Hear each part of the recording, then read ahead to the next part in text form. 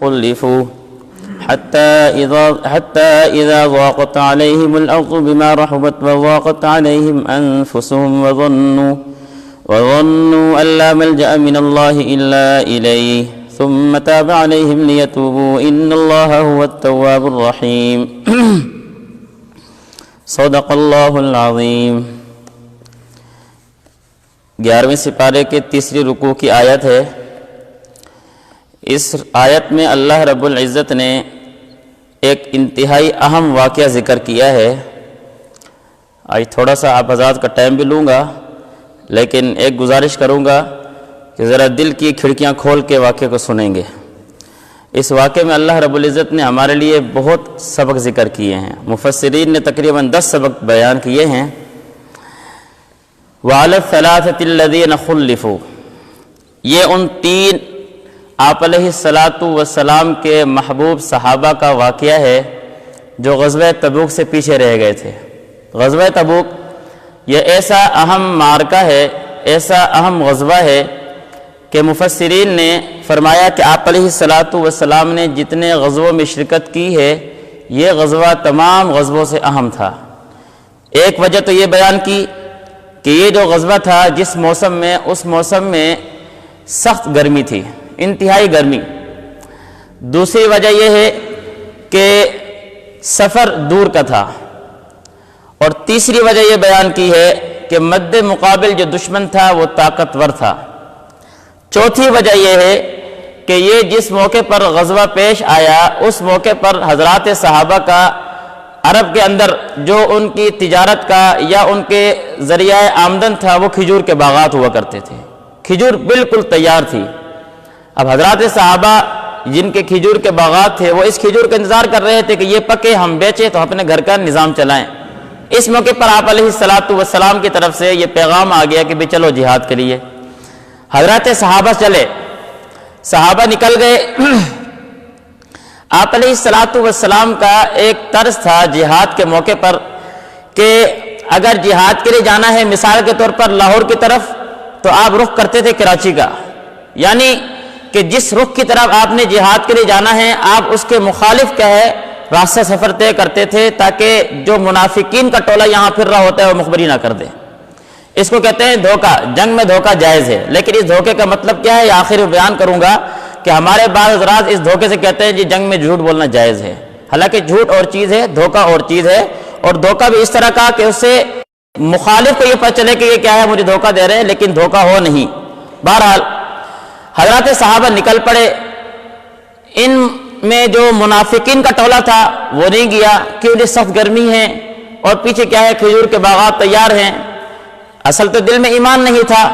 3 صحابہ ایسے ہیں جن کے لیے کوئی پریشانی نہیں تھی، جہاد کے لیے تیاری بھی شروع کر دی، گھوڑے بھی لے لیے اور جانے کے ارادے بھی رکھتے تھے، لیکن دل میں تھوڑا بہت خیال تھا کہ جائیں نہ جائیں، جائیں نہ جائیں۔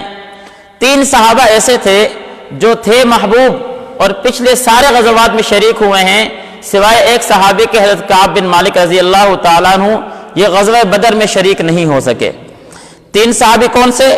حضرت کعب بن مالک، حضرت مرارہ بن ربیع، حضرت ہلال بن امیہ۔ یہ 3 وہ صحابہ ہیں جو آپ علیہ السلام کے تمام غزوات میں شریک ہوئے ہیں، سوائے ایک صحابی کے جو حضرت کعب بن مالک تھے، یہ غزوہ بدر میں شریک نہ ہو سکے۔ یہ 3 صحابہ نہ جا سکے۔ کیا وجہ تھی؟ حضرت کعب بن مالک رضی اللہ تعالیٰ عنہ، وجہ یہ تھی کہ اس موقع پر جتنی فراوانی ان کو ملی تھی اس سے پہلے کبھی ان کے ہاتھ فراوانی نہیں آ سکی، اس لیے نہیں جا سکے۔ حضرت ہلال بن امیہ، ان کے بارے میں مسئلہ یہ تھا کہ ان کے اس موقع پر تمام خاندان کے گھر والے شریک ہوئے موجود تھے گھر میں، اس سے پہلے کبھی اکٹھ نہیں ہوا تھا۔ اور مرارہ بن ربیع رضی اللہ تعالیٰ، ان کا مسئلہ یہ تھا کہ ان کا باغ تیار ہوا پڑا تھا جس کی وجہ سے یہ نہ جا سکے۔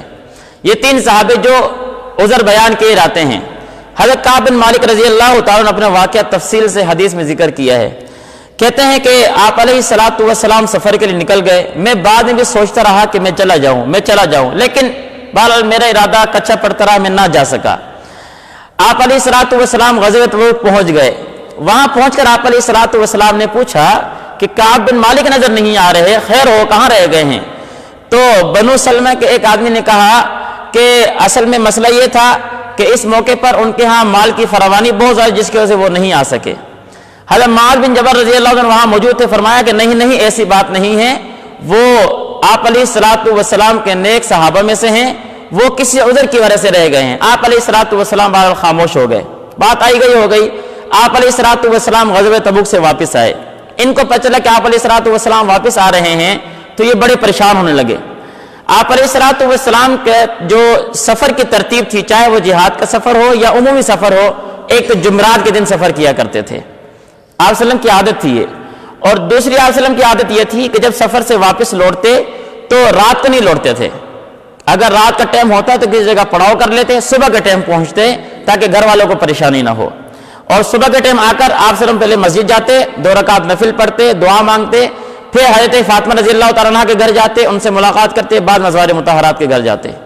جب پتہ چلا کہ آپ علیہ الصلوۃ والسلام واپس آ رہے ہیں تو آپ علیہ الصلوۃ والسلام مسجد پہنچے، 2 رکعت نفل پڑھی اور نفل پڑھنے کے بعد بیٹھ گئے۔ جو منافقین کا ٹولہ تھا وہ آتا رہا اور اپنے جھوٹ بولتا رہا، عذر پیش کرتا رہا، ہمارا یہ مسئلہ، ہمارا یہ مسئلہ۔ 80 کے قریب تعداد لکھی ہے منافقین میں سے جو نہیں جا سکے تھے، انہوں نے آ کر اپنے عذر بیان کیے۔ خیر، حضرت کعب بن مالک رضی اللہ عنہ چلے گئے۔ جب آپ علیہ الصلوۃ والسلام کے پاس گئے، صحابہ کی محبت دیکھیں آپ صلی اللہ علیہ وسلم سے، آپ علیہ الصلوۃ والسلام کے پاس گئے تو آپ علیہ الصلوۃ والسلام نے ایک روایت میں آتا ہے کہ ناراضگی والی مسکراہٹ رکھی، اور دوسری روایت میں آتا ہے کہ آپ علیہ الصلوۃ والسلام نے چہرہ پھیر لیا۔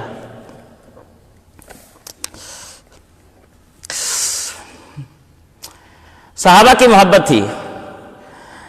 حضرت صاحب کعب بن مالک کہتے ہیں کہ اللہ کے رسول، میرا عذر تھا جس کی وجہ سے میں نہیں جا سکا، آپ مجھ سے کیوں چہرہ پھیر رہے ہیں؟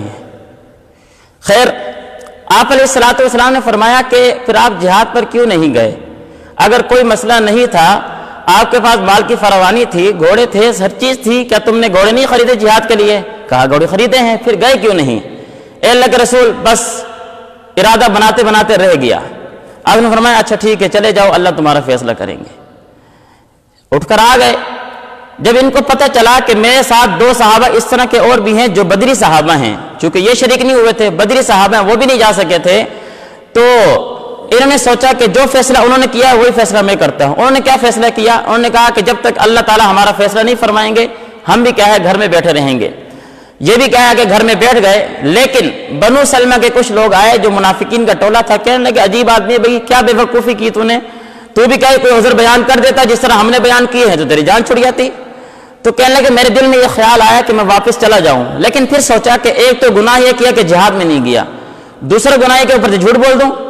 اللہ نے آپ علیہ حضرت کعب کی حفاظت کرنی تھی، بچا لیا۔ خیر، کہتے میں نہیں گیا۔ پھر واقعہ گزرتا رہا، بات چلتی رہی، حتیٰ کہ آپ علیہ الصلوۃ والسلام نے حضرات صحابہ کو منع کر دیا کہ ان سے کلام بھی نہیں کرنا، سلام بھی نہیں کرنا، سلام کریں سلام کا جواب بھی نہیں دینا۔ اور یہ بڑی عجیب بات تھی، آپ کے گھر میں آپ کا بیٹا ہو اور آپ اس سے ناراض ہو جائیں، اگر بیٹا حقیقتاً باپ کی محبت کو سمجھتا ہوگا تو باپ کے چہرے سے سمجھ جائے گا کہ میرا باپ مجھ سے ناراض ہوا پڑا ہے، اور پھر آپ تمام گھر والوں کو منع کر دیجیے اس سے بات بھی نہیں کرنی، کوئی کلام کا جواب بھی نہیں دینا، اس پہ کیا گزرتی ہوگی یہ بیٹے کو اور باپ کو ہی پتا ہوگا۔ حضرات صحابہ کا عشق تھا، کہتے ہیں کہ وہ جو بقایا 2 صحابہ تھے وہ تو گھر بیٹھ گئے، لیکن مجھ سے رہا نہ گیا، میں بازار جاتا، میں لوگوں سے ملتا جلتا، لیکن کوئی بات نہ کرتے، میری دنیا بدل گئی، اجنبی سا ماحول بن گیا، جو مجھے جانتے تھے وہ پہچاننے والے نہیں، اجنبی بن گئے۔ خیر، میں نماز پڑھنے جاتا رہا، آپ علیہ الصلوۃ والسلام کے قریب کھڑا ہوتا، اور آپ علیہ الصلوۃ والسلام جب میں نماز پڑھتا تھا میری طرف دیکھتے، میری طرف دیکھ رہے ہوتے، لیکن جب میں وسلم کی طرف دیکھتا آپ چہرہ پھیر لیتے، تو بڑی پریشانی کا عالم تھا۔ کہتے یہ وقت گزرتا رہا، ایک باہر سے کافر آیا شام سے مدینہ میں اپنا تجارتی سامان بیچنے کے لیے، اس کو پتہ چلا کہ کعب کیا ہے، اس سے آپ علیہ الصلوۃ والسلام ناراض ہوئے پڑے ہیں۔ وہ بادشاہ غسان کا خط لے کر آیا تھا، اس نے کہا کہ کعب بن مالک کون ہے، مجھے دکھاؤ، میں نے اس کو یہ خط دینا ہے۔ حضرت کعب کے بعد وہ خط لے کر آیا، خط جب کھولا تو اس میں لکھا ہوا تھا کہ مجھے پتہ چلا ہے کہ تمہارے پیغمبر نے تم سے چہرہ پھیر لیا ہے، اور نعوذ باللہ اللہ تعالیٰ نے تمہیں ذلت کی جگہ پہ نہیں رکھا، ہمارے در کھلے ہوئے، ہمارے پاس آ جاؤ۔ ہم لوگ کہتے ہیں نا کہ کاش کہ ہم صحابہ کے زمانے میں ہوتے، اگر صحابہ کے زمانے میں ہوتے تو پتہ نہیں ہمارا ایمان بھی ہوتا نہ ہوتا۔ یہ حضرات صحابہ تھے جنہوں نے کیا ہے ہمیں کر کے دکھایا ہے کہ ایمان کس طرح بچایا جاتا ہے۔ تو یہ کہتے ہیں میں بڑا پریشان ہوا کہ ایک تو امتحان یہ کہ سارے کیا ہے مجھ سے ناراض ہوئے پڑے ہیں، اور دوسرا امتحان یہ آگے کہ کافر مجھے دعوت دے رہے ہیں۔ آج میرا ایمان اتنا کمزور ہو گیا کہ کافر کیا ہے مجھ سے یہ طمع کرنے لگا ہے یہ مجھ سے لالچ کرنے لگا ہے کہ کام میری طرف پھر آئیں گے۔ کہتے ہیں کہ جیسے ہی میں نے خط پڑھا تو میں ایک دفعہ کہ میرا کہیں ایمان تو کہنا متزلزل نہیں ہو گیا، خیر میں نے نظر اٹھائی تو سامنے ایک ترنون جل رہا تھا، میں نے اس کے اندر جا کے وہ خط ڈال دیا کہ اس طرح کیا ہے میں نے اس امتحان سے اپنی حفاظت فرمائی۔ واقع چلتا رہا حتیٰ کہ 40 دن گزر گئے۔ اب کہتے ہیں میں بڑا پریشان تھا، ان کے چچا زاد بھائی حضرت قتادہ رضی اللہ تعالیٰ ان کا باغ تھا، کہتے ہیں میں دیوار پھلان کے چچا زاد بھائی کے پاس گیا، ان سے میں نے کہا کہ آپ کو پتہ ہے میں اللہ سے اور اللہ کے رسول سے محبت کرتا ہوں، آپ کیوں مجھ سے ناراض ہیں؟ کہتے ہیں ایک دفعہ کہا، 2 دفعہ کہا، 3 دفعہ کہا، کوئی جواب نہ دیا۔ جب میں نے 3 دفعہ کہا تو کہنے لگے اللہ اور اس کا رسول ہی بہتر جانتا ہے، مجھے نہیں پتا۔ کہتے ہیں مجھے بڑا عجیب گزرا کہ عجیب بات ہے، کہتے ہیں کہ میں دیوار پھلان کے باہر آ گیا، حتیٰ کہ یہ دن چلتے رہے۔ 40 دن جب گزر گئے تو اپنے 41ویں دن آپ علیہ الصلوۃ والسلام کے قاصد آیا ابو خزیمہ رضی اللہ تعالیٰ عنہ، اور انہوں نے آ کر پیغام دیا کہ آپ علیہ الصلوۃ والسلام نے فرمایا ہے اپنی بیوی سے علیحدگی کر لو۔ باہر تو باہر تھا، گھر میں کیا ہے آپ علیہ الصلوۃ والسلام کا حکم آگے گھر والوں کے ساتھ بھی نہیں رہنا۔ حضرت کعب کہتے ہیں کہ میں نے اپنی بیوی کو کہا کہ اپنے میکے چلے جاؤ، میرے ساتھ نہیں رہنا۔ باقی جو صحابہ تھے ان میں ہلال بن امیہ جو تھے یہ ضعیف العمر تھے، بوڑھے تھے اور ان کی نگاہ بھی تھوڑی کمزور ہو گئی تھی۔ ان کی اہلیہ کہتے ہیں میں آپ کے پاس گئی کہ یا رسول اللہ مجھے خدمت کی اجازت دیں، وہ بوڑھے بھی ہیں نگاہ بھی کمزور ہے۔ آپ نے فرمایا کہ بھئی تمہیں خدمت کی اجازت ہے لیکن ان کے پاس جانے کی اجازت نہیں ہے۔ لیکن حضرت کعب بن مالک کہتے ہیں کہ میں چونکہ جوان تھا اس لیے میں نے اس ڈر سے کہ کہیں اللہ کے رسول کا حکم نہ ٹوٹ جائے، میں نے اپنی بیوی کو کہہ کے بھیج دیا کہ جاؤ اپنے گھر چلی جاؤ۔ 10 دن کیا ہے میں اس طرح رہا حتیٰ کہ 50 دن گزر گئے، اور 50ویں دن آدھی رات گزرنے کے بعد آپ علیہ الصلوۃ والسلام کے پاس وحی آئی۔ اس ٹائم ام سلمہ رضی اللہ تعالیٰ وہاں موجود تھی۔ اللہ رب العزت نے ان 3 صحابہ کرام کی معافی کا پروانہ بھیجا۔ وعلی الثلاثة الذین خلفوا، حضرت ام سلمہ فرماتی ہیں کہ میں نے کہا اللہ کے رسول میں جاتی ہوں ابھی خوشخبری دیتی ہوں۔ آپ نے فرمایا کہ نہیں، جھمگھٹا لگ جائے گا، صحابہ کا رش لگ جائے گا، صبح تک انتظار کرو۔ فجر کے بعد آپ نے صحابہ کو خوشخبری سنائی، اور حضرات صحابہ میں سے 2 صحابی روایت میں آتا ہے صدیق اکبر رضی اللہ تعالیٰ عنہ تھے، دوسرے عمر فاروق رضی اللہ تعالیٰ عنہ تھے۔ یہ صحابہ کی محبت تھی کہ صحابہ کی محبت دیکھیں کہ ایک دوسرے کے ساتھ اتنے گرویدہ ہیں کہ اللہ تعالیٰ کا اور اللہ کے رسول کا جب پیغام آیا تو بالکل اجنبی بن گئے، اور جیسے ہی کہا اللہ کی طرف سے معافی کا اعلان آیا تو دوڑتے ہوئے جا رہے ہیں خوشخبری سنانے کے لیے۔ یہ صحابہ کی محبت کی کیا ہے نشانیاں ہیں۔ صحابہ آپس میں گرویدہ ہوا کرتے تھے، رحماء بینہم کی اصلی کیا ہے مثال ہوا کرتے تھے ہمارے لیے، بھائی بھائی تھے، یہ نہیں کہ مخالفت اور اناد کیا ہے دل میں رکھ کے بیٹھے ہوتے تھے۔ جب یہ صحابی کیا ہے دوڑ کر آنے لگے تو ایک صحابی نے کہا کہ پہلے میں خبر پہنچاؤں گا، دوسرے صحابی نے پہاڑ پر کھڑے ہو کے اونچی آواز سے کہا کہ ایک آپ خوشخبری ہو، اللہ نے تمہاری معافی کا اعلان کر دیا ہے۔ کہتے ہیں میں گھر کی چھت پہ بیٹھا ہوا تھا، جب مجھے پتہ چلا تو میں گھر سے باہر نکلا، حضرات صاحب نے مجھے گھیر لیا، خوشخبری سنانے لگے۔ میں آپ علیہ الصلوۃ والسلام کے پاس گیا،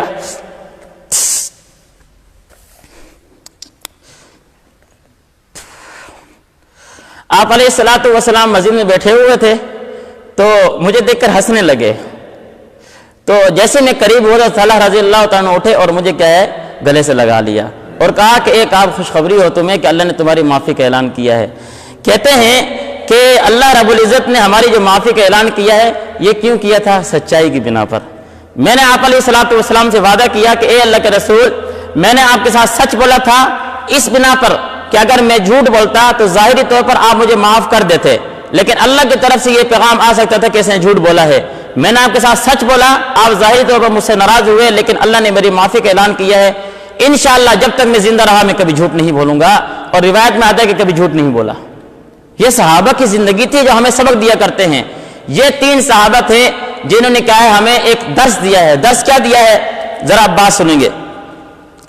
پہلا درس یہ ملتا ہے کہ آپ علیہ الصلوۃ والسلام نے جمعرات والے دن جب سفر کیا تو الٹے سمت گئے، جہاں پر غزوہ تبوک جانا تھا آپ نے دوسری طرف کیا ہے سفر کیا تاکہ دھوکہ ہو منافقین کو، جب مد مقابل دشمن ہے ان کو پتہ نہ چلے۔ اس سے بعض لوگ یہ کہتے ہیں جی جھوٹ بولنا جائز ہے۔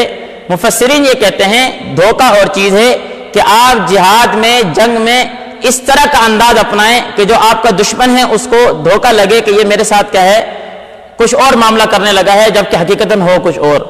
اب اس سے یہ بات نکالنا جی جھوٹ بولنا جائز ہے، نعوذ باللہ آپ علیہ الصلوۃ والسلام نے اس طرح نہیں کیا تھا کہ آپ صرف نے اعلان کیا غزوہ تبوک کے لیے بھی چلو بھی جہاد کے لیے اور آپ پھر نہیں گئے۔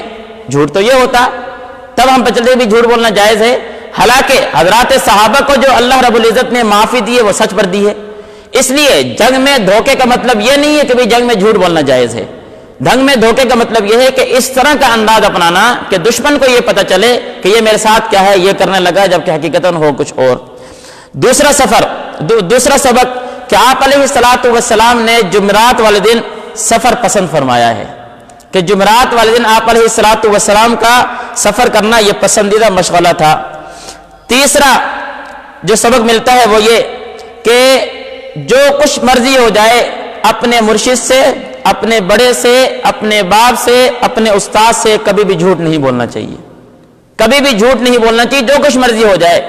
کہ اس ٹائم 80 منافقین نے جھوٹ بولا اور ان کو ورغلایا بھی صحیح، لیکن ان نے اس ڈر سے کہ اگر کیا نام ہے میں جھوٹ بولوں گا کہ اللہ کی طرف سے وحی آ جائے گی. آج تو وحی نہیں آنی، لیکن پھر بھی کیا ہے، جھوٹ بولنے کی وجہ سے اللہ رب العزت اس انسان کو رسوا ضرور کرتے ہیں. اس لیے جھوٹ کبھی نہیں بولنا چاہیے. نمبر 4، آپ علیہ الصلوۃ والسلام نے یہ حکم دیا تھا کہ کسی بھی انسان کو، جو وہاں پر رہنے والے تھے، کسی کو بھی نہ ان سے سلام کرنے کی اجازت ہے، نہ بات چیت کرنے کی اجازت ہے. مفسرین یہ کہتے ہیں کہ اگر امیر کسی گناہ کی سزا میں اس سے سلام اور کلام منع کر دے یہ کرنا جائز ہے، ورنہ اس کے علاوہ سلام و کلام قطع کرنا ٹھیک نہیں ہے، بات چیت بند کرنا ٹھیک نہیں ہے. کسی استاد نے کسی شاگرد سے ناراض ہو کر اس کی کسی غلطی کی بنا پر کلاس والے دوسرے لڑکوں کو کہا کہ اس سے بات چیت نہیں کرنا، یہ جائز ہے. لیکن اس کے علاوہ ہٹ کر آپ اپنی ذاتی مفاد کی خاطر، ذاتی کام غرض کی خاطر کس سے بات چیت بند کر دیں، شریعت اس کی اجازت نہیں دیتی. نمبر 5، صحابہ کرام کی آپ علیہ الصلوۃ والسلام سے محبت دیکھیں کہ آپ علیہ الصلوۃ والسلام کے ساتھ وہ صحابہ جو تمام غزوات میں شریک ہوئے لیکن ایک غزوہ میں شریک نہ ہو سکے، جب آپ علیہ الصلوۃ والسلام واپس آئے تو آپ علیہ الصلوۃ والسلام کے پاس بار بار جا کر یہ دیکھ رہے ہیں کہ آپ علیہ الصلوۃ والسلام کا رویہ ہمارے ساتھ کیسا ہے، کہ آپ علیہ الصلوۃ والسلام ہم سے ناراض ہوئے پڑے ہیں، یہ کب راضی ہوں گے، کس طرح راضی ہوں گے. یہ حضرات صحابہ کا ہمارے لیے درس ہے کہ آپ علیہ الصلوۃ والسلام سے محبت میں انسان آگے اس طرح نکل جائے کہ آپ علیہ الصلوۃ والسلام کے حکم کے آگے اپنا سر کیا ہے جھکا دے. یہ حضرات صحابہ کا درس ملتا ہے ہمیں. حضرات صحابہ کا حضرت نے منع فرمایا بات چیت نہیں کرنی، صحابہ رک گئے. چچا زاد بھائی ہے، کوئی بات چیت نہیں ہو رہی، بیوی کو منع کر دیا، کوئی بات چیت نہیں ہو رہی، صحابہ آپس میں بات کرنا چاہ رہے ہیں، منع کیا جا رہا ہے کہ اللہ کے قانون کے آگے، آپ صلی اللہ علیہ وسلم کے حکم کے آگے اپنے ذاتی کیا نام مزاج ختم ہو جایا کرتے ہیں، ذاتی خواہشیں دب جایا کرتی ہیں. نمبر 5، حضرت قتادہ رضی اللہ تعالیٰ عنہ کا عمل اس موقع پر کیا تھا؟ اتباع سنت. کہ آپ علیہ الصلوۃ والسلام نے منع فرمایا کہ کسی سے بات چیت نہیں کرنی، یہ کیا ہے اس پر خوش رہے اور بالکل اس بات پر ناراض نہیں ہوئے کہ یہ کیا کیا آپ نے میرے ساتھ، میں جنگ بھی تو نہیں کیا تھا نا تو کیا ہو گیا، نہیں. جاظر نے فرما دیا بس میرے لیے وہی حکم ہے، آپ علیہ الصلوۃ والسلام کا حکم میرے لیے ذریعہ نجات ہے. اتباع سنت ہر موقع پر انسان اپنا پیشہ بنائے. نمبر 7، حضرت کعب رضی اللہ تعالیٰ عنہ کو بادشاہ غسان کا خط بھی آیا، لیکن دشمن نے آپ کو ورغلانے کی کوشش بھی کی، اپنی طرف بلانے کی کوشش بھی کی، لیکن ایسے موقع پر اپنے ایمان کو ثابت کرنا، اپنے ایمان پر استقامت رکھنا، یہ حضرات صحابہ کا درس ہے ہمارے لیے. مشکل سے مشکل مرحلہ بھی آئے، کٹھن مراحل بھی آ جائیں، انسان کو ایمان سے پیچھے نہیں ہٹنا چاہیے. ایمان کا کوئی سودا نہیں ہے، ہر چیز کا سودا ہو سکتا ہے، ایمان کا سودا نہیں ہے. اگر ایمان ختم ہو گیا تو پھر انسان بیکار ہے. یہ ایمان ایسی چیز ہے جو دنیا تو دنیا، آخرت بھی کیا ہے میرے لیے بنا کر چھوڑے گی. اگر ایمان نہ رہا، میں جتنا مرضی اچھا انسان ہوں، جتنے مرضی کیا ہے فلاحی کام کروں، جتنے مرضی میں سچ بولوں، جتنے مرضی صدقہ کروں، دنیا میں مجھے فائدے دیں گے، آگ بنانے کے بعد اس کا کوئی فائدہ نہیں ہے. تو ایمان کی پختگی یہ حضرات صحابہ کا درس ہے ہمارے لیے. نمبر 8، کہ حضرات صحابہ آپس میں کتنے کیا ہے شیر و شکر تھے، کہ جب آپ علیہ الصلوۃ والسلام جہاد پر نہیں گئے تو یہی صحابہ ہیں، بات چیت کر رہے ہیں، ایک دوسرے سے کیا ہے مل جل رہے ہیں. لیکن جب حضرات یہ 3 صحابہ جہاد پہ نہ جا سکے، آپ علیہ الصلوۃ والسلام نے منع کیا، صحابہ رک گئے کہ آپ علیہ الصلوۃ والسلام کا حکم آ گیا ہے، اب ان سے بات چیت نہیں کرنی ہے. اب اپنے آپس کے کیا نام ہے تعلقات کو نہیں دیکھا، رشتہ داریوں کو نہیں دیکھا، بھائی بھائی کو نہیں دیکھا، جو کچھ بھی ہے اپنی جگہ پر پہلے اللہ کے رسول کا حکم ہے. یہی ہمیں درس ہے کہ خاندان میں، برادری میں جتنے مسائل بنے، بھائی میں خاندان برادری والا بعد میں ہوں، پہلے مسلمان ہوں، میں خاندان برادری والا بعد میں ہوں، آپ علیہ الصلوۃ والسلام کا امتی پہلے ہوں. ان باتوں کو خیال کرنا. نمبر 9، کسی کو خوشخبری دینا خوشی کے موقع پر یہ سنت ہے اور جائز ہے. ایک خوشخبری ہے، بچہ پیدا ہوا ہے، ٹھیک ہے، اچھی بات ہے، اس کی خوشخبری آپ دے سکتے ہیں. رمضان مبارک کا مہینہ آتا ہے، آپ خوشخبری دے سکتے ہیں. لیکن ایک بات یاد رکھیں، اس کو ضروری سمجھنا اور لازم سمجھنا. خوشخبری نہ دینے والے کو اس کو حقارت کی نگاہ دیکھنا یہ ٹھیک نہیں ہے. لازم نہ کریں، ہاں باقی ہر کام آپ کر سکتے ہیں. نیت کے اوپر اعمال کا دار و مدار ہے، جیسے نیت کریں گے ویسے ہی عمل ہوگا. آخری اور 10واں، حضرات صحابہ کو جب آپ علیہ الصلوۃ والسلام نے یہ خوشخبری دی کہ اللہ نے تمہاری معافی کا اعلان کر دیا ہے، یہ 3 صحابی جو رہ گئے تھے، حضرت کعب بن مالک، ان کے رہنے کی وجہ یہ بنی تھی کہ ان کے پاس مال کی فراوانی تھی. انہوں نے کہا کہ اللہ کا رسول میں سارا مال صدقہ کر دوں گا. حضرت ہلال بن امیہ، ان کا مسئلہ تھا کہ گھر بار کیا ہے کٹھے ہوئے پڑے تھے، انہوں نے کہا میں گھر سے علیحدگی اختیار کر لوں گا. حضرت مرارہ بن ربیع کا مسئلہ یہ تھا کہ کھجور کے باغ تیار تھے، انہوں نے کہا میں سارا مال صدقہ کر دوں گا اللہ کے راستے میں. آپ نے منع فرمایا، آپ نے منع فرمایا کہ نہیں سارا مال صدقہ نہیں کرنا. انہوں نے کہا آدھا کر دیں، آپ نے فرمایا نہیں آدھا بھی نہیں کرنا، اتنا کرو کہ تم کیا ہے مفلس نہ ہو جاؤ، تھوڑا کرو. اس سے سبق یہ نکالا ہے کہ گناہ کے اثر کو زائل کرنے کے لیے انسان اگر صدقہ کرنا چاہے تو صدقہ کرنے سے گناہ کا اثر ختم ہو جاتا ہے. کہ انسان نے کوئی غلطی سرزد ہو گئی ہے، کوئی گناہ سرزد ہو گیا ہے، معافی مانگے، توبہ کرے، آئندہ نہ کرنے کا عزم کرے. لیکن انسان اس لیے صدقہ کرے کہ یہ گناہ کیا ہے صدقہ کرنے سے بھی دھل جائے گا، تو اللہ رب العزت صدقہ کرنے کی وجہ سے اس گناہ کو بھی دھو ڈالتے ہیں. یہ حضرات صحابہ کا ہمیں درس ملتا ہے. آخر میں ایک آپ حضرات سے گزارش یہ کہ یہ درس ہمیں کیوں ملا، یہ سبق ہمیں کیوں ملا؟ اس لیے کہ ہم نے ان تفاسیر کا مطالعہ کیا جو تفاسیر صحیح تھی، جو کیا نام ہے حضرات علماء نے قرآن حدیث کی روشنی میں مرتب کی ہیں. اپنی طرف سے من مانی اور روایت بالتفسیر کا کیا ہے عزم نہیں کیا. آپ کے لیے سبق یہ ہے کہ جب بھی قرآن مجید پڑھنے کا کوشش کریں، ترجمہ سمجھنے کی کوشش کریں، تفسیر سمجھنے کی کوشش کریں. خدا را اپنے ایمان کو بچاتے ہوئے قرآن مجید کا ترجمہ اور تفسیر اس آدمی سے سمجھے جو عالم دین ہے، مستند ہے، مدرسے کا پڑھا ہوا ہے. خود تفسیر کا مطالعہ کرنے کی کوشش نہ کریں، ترجمہ پڑھنے کی کوشش نہ کریں، کسی عالم دین کی بنا کسی اور تفسیر نہ سمجھیں. نہیں، میرے گھر آپ آ رہے ہیں، میرا حق بنتا ہے کہ درمیان والے راستے میں اگر چور ڈاکو بیٹھے ہوئے ہیں تو میں آپ کی عزت کی حفاظت کروں، آپ کو بتاؤں کہ فلاں راستے سے نہ آنا، فلاں راستے سے آنا. اس طرح میری یہ بھی کیا ہے ذمہ داری بنتی ہے کہ میں آپ کو بتاؤں کہ فلاں کام نہ کرنا، اس سے آپ کا ایمان ضائع ہو جائے گا. آپ کو تفسیر اور اس طرح کی پڑھائے گا کہ چھوٹا سا چٹکلا اس طرح کا مار جائے گا کہ آپ اللہ کے بارے میں، اللہ کے رسول کے بارے میں، صحابہ کے بارے میں، قرآن مجید کے بارے میں اس طرح کا ذہن رکھ کے بیٹھ جائیں گے کہ آپ کا ایمان بھی نہیں ہوگا، آپ نماز پڑھ رہے ہوں گے مزے سے پتہ ہی نہیں ہوگا. اس لیے قرآن مجید کا ترجمہ پڑھیں، تفسیر پڑھیں، لیکن مستند عالم سے پڑھیں. مدرسے کے پڑھے ہوئے کیا ہے عالم سے پڑھیں. جس نے اپنے کہنے میں ذاتی مطالعے سے تفسیر کا مطالعہ کیا ہوا ہے اس کی تفسیر نہ پڑھیں. نہیں تو کوئی پتہ نہیں ہمارا ایمان بھی چلا جائے. اللہ ہمیں ان باتوں کو عمل کرنے کی توفیق نصیب فرمائے.